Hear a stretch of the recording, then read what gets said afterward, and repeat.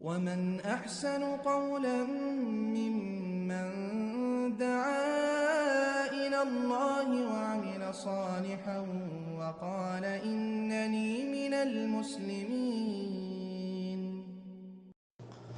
ওয়ালাইকুম আসসালাম রহমতুল্লাহি ওবারাকাতুহু। জি, আমাদের সম্মানিত ভাই জনাব আসগর আলী সৌদি আরব থেকে জানতে চেয়েছেন, রোজার মাসে জাকাত দিলে কি ফজিলত বেশি পাওয়া যায়, আর জাকাত কোন কোন খাতে দিতে হবে, মাদ্রাসায় জাকাত দেওয়া যাবে কিনা?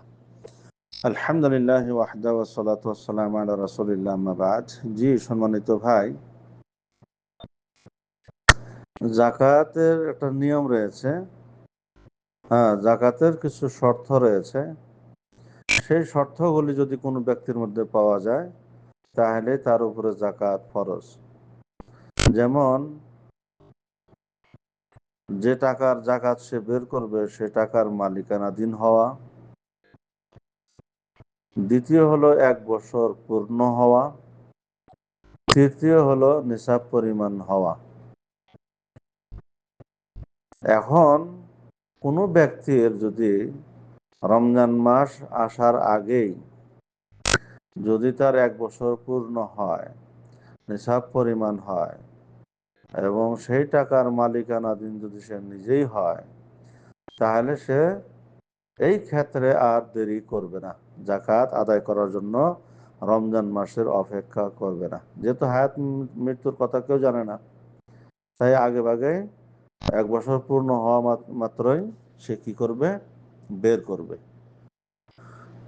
এই জন্যই ওলামায়ে কেরামগণ একটা কথা বলে থাকেন জাকাতের ক্ষেত্রে, যে কেউ যদি সময়ের আগেই বের করতে চায়, অগ্রিম যদি কোনো ব্যক্তি জাকাত বের করতে চায়, ওলামায়ে কেরামগণ জায়েজ করেছেন। কিন্তু সময় হয়ে যাওয়ার পরেও অপেক্ষা করা রমজানের, এটা জায়েজ নাই।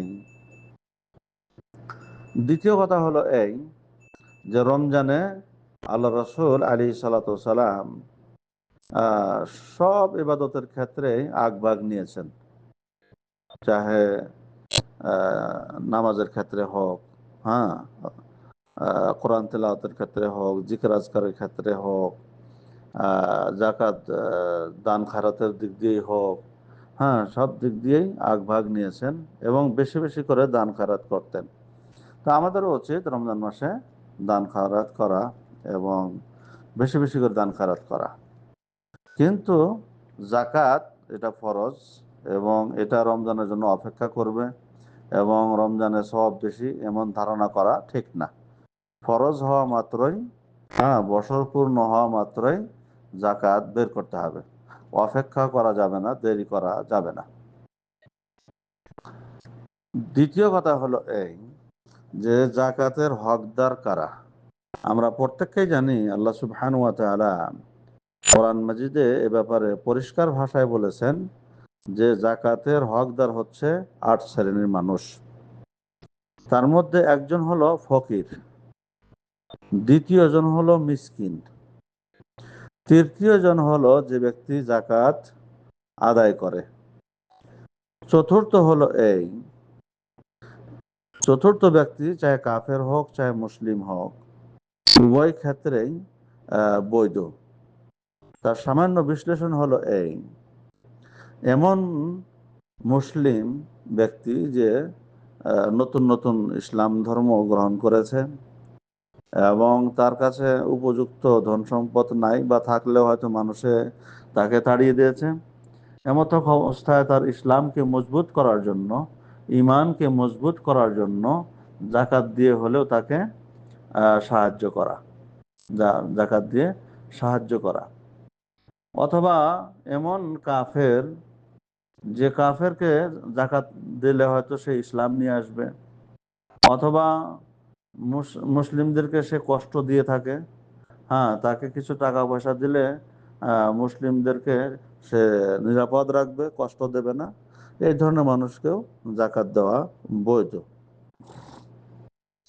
5 নম্বর হলো এই, যে গোলাম আজাদ করার ক্ষেত্রে, গোলাম আজাদ করার ক্ষেত্রে, যেটাকে আমরা দাস মুক্তি বলে থাকি, এদেরকে দাস মুক্তি করার জন্য, গোলাম আজাদ করার জন্য তাকে জাকাতের টাকা দিয়ে তাকে আজাদ করা যায়।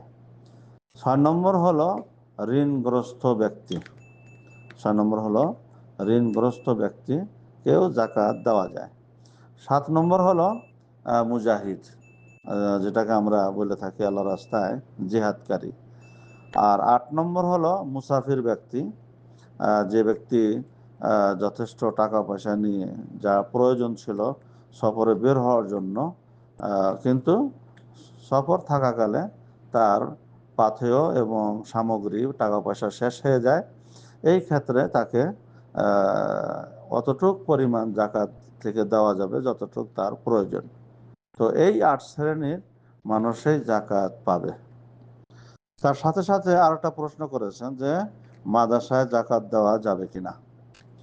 ওলামায়ে সালাফ এ কথা পরিষ্কার ভাষায় বলেছেন যে জাকাত কয় শ্রেণীর মানুষ পাবে তা আল্লাহ সুবহানাহু ওয়া তাআলা কোরআন মাজিদে স্পষ্ট করে দিয়েছেন, এবং যেখানে মসজিদ মাদ্রাসার কথা উল্লেখ নাই। তো এই ক্ষেত্রে কেউ কেউ দ্বিমত করলেও ওলামাদের বিশুদ্ধ মত অনুযায়ী মাদ্রাসায় জাকাত দেওয়া যাবে না। মাদ্রাসায় জাকাত দেওয়া যাবে না। তবে যদি শর্ত পাওয়া যায় তাহলে সেই মাদ্রাসায় জাকাত দিতে কোনো অসুবিধা নাই। যেমন যে মাদ্রাসাতে ইয়াতিম ছেলে মেয়ে আছে, যে মাদ্রাসাতে গরিব মিসকিনের ছেলে মেয়ে আছে এবং তাদের আলাদা অ্যাকাউন্ট আছে বা তাদের আলাদা খাতা আছে, যাদের টাকা আলাদাভাবে জমা করা হয় এবং তাদের খাদ্য বস্তু আলাদা পাকানো হয়। হ্যাঁ, ধনীদের আলাদা পাকানো হয়, গরিব মিসকিনদের ইয়াতিমদের জন্য আলাদা পাক হয়। যদি সব কিছু আলাদা আলাদা ব্যবস্থা থাকে, আলাদা ফান্ড থাকে, তাহলে সেই জায়গায় জাকাতের অংশ দিতে কোনো সমস্যা নাই। আর যদি কোনো এমন মাদ্রাসা হয় যে মাদ্রাসাতে গরিব মিসকিনদের জন্য কোনো আলাদা ফান্ড নাই এবং তাদের জন্য আলাদা কোনো ব্যবস্থাও করা হয় না, তাহলে এমতো অবস্থায় ওই মাদ্রাসাতে জাকাতের টাকা দেওয়া যাবে না। বাকি আল্লাহু আ'লাম বিস-সাওয়াব। আসসালামু আলাইকুম ওয়া রাহমাতুল্লাহি